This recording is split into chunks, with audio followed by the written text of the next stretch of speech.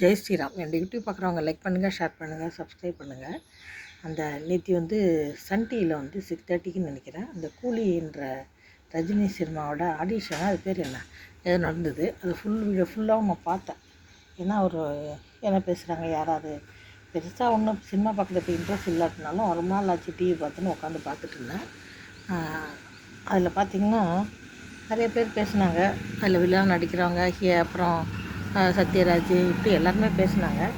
அதில் 2 பேர் வந்து அந்த சினிமா ரஜினி, அந்த கமலஹாசன் பொண்ணு, இதெல்லாம் விட்டுருங்க. 2 பேர் வந்து எனக்கு ரொம்ப ஆச்சரியமாக இருந்தது. எதுன்னு பார்த்தீங்கன்னா, சத்யராஜ் ஒன்று, இந்த நாகார்ஜுனா ஒன்று. சத்யராஜ் 70 இயர்ஸ்ன்னு சொல்கிறாங்க. ரொம்ப ஃபிட்டாக இருக்கார் அந்த வயசுக்கு. அது உண்மையிலேயே வந்து சினிமா நடிகராக இருந்துட்டு இவ்வளோ தூரம் இருக்கவங்க உடம்ப நல்லா தான் வச்சுக்கணும். அது எல்லோரும் இப்படி வச்சுக்கிறதில்ல.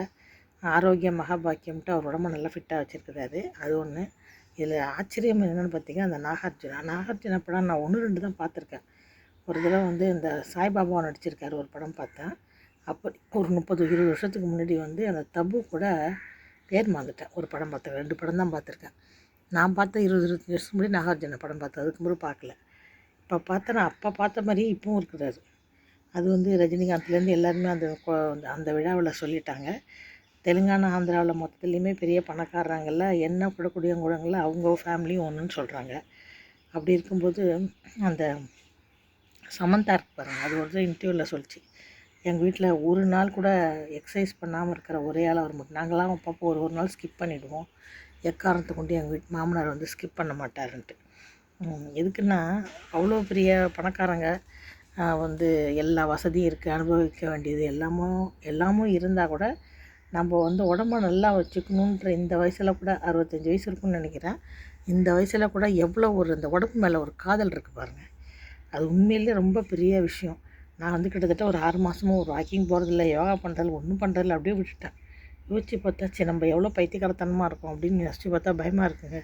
இப்போ இவங்களுக்கெல்லாம் வந்து உடம்பு சரியில்லைனாலும் சரி, இல்லாட்டி எந்த இதுனாலும் பணத்துக்கு பணம் இருக்குது, செய்கிறதுக்கு ஆட்கள் இருக்காங்க. நம்மள மாதிரி ஒரு மிடில் கிளாஸ் ஃபேமிலியில் இருக்கவங்களுக்கு படுத்துக்கிட்டோன்னா பார்க்குறதுக்கு வீட்டில் இருக்கவங்களுக்கும் ரொம்ப ரொம்ப கஷ்டம், முடியாது அவங்களாலையும். நம்மளுக்கு அதுக்கு தகுந்த ஃபைனான்ஷியல் ப்ராப்ளம் வேறு இருக்குது.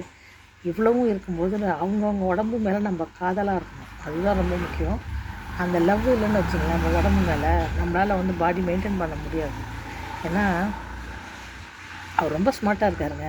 அதாவது இந்த தலையில் பிக்காக ஒரிஜினல் முடியான்னு தெரியல, அது வந்து முடியை பார்த்திங்கன்னா அப்படி பெருசாக முடி சங்கதியை விட்டுருங்க, பாடி கூட பார்த்திங்கன்னா எங்கேயுமே ஒரு சதை அவசியமாக இல்லாமல். அதில் அந்த தெலுங்கு லேடிஸ்க்கெல்லாம் வந்து நாகார்ஜுனா மேலே ஒரு க்ரேஸ் ரொம்ப உண்டு. அப்போல்லாம் அந்த காலத்தில் வந்து சோபன் பாபு லேடிஸ்க்கு பிடிக்கும்னு கேள்விப்பட்டிருக்கேன். அதுக்கப்புறம் நாகார்ஜுனான்னு சொல்லுவாங்க. நேற்று அவரை பார்க்கும்போது உண்மைதான் தோணுது. ஏன்னா அந்தளவுக்கு உடம்பு மேலே, அவரோட உடம்பு மேலே அவருக்கு ஒரு லவ் இருக்குது. அது எல்லாருக்குமே இருக்கணும். அந்த உடம்பு மேலே லவ் இருக்கிறவங்க மட்டும்தான் ஹெல்த்தியாக இருக்க முடியும். இல்லை உடம்பு மேலே லவ் இல்லைன்னு வச்சிங்களேன், இருக்க முடியாது. நம்ம கண்ணாடியில் நின்று நம்ம உடம்ப நம்ம பார்த்துக்கும் போது நம்மளுக்கு ஒரு நம்ம எவ்வளோ ஃபிட்டாக இருக்கோம் அப்படின்னு தோணணும்.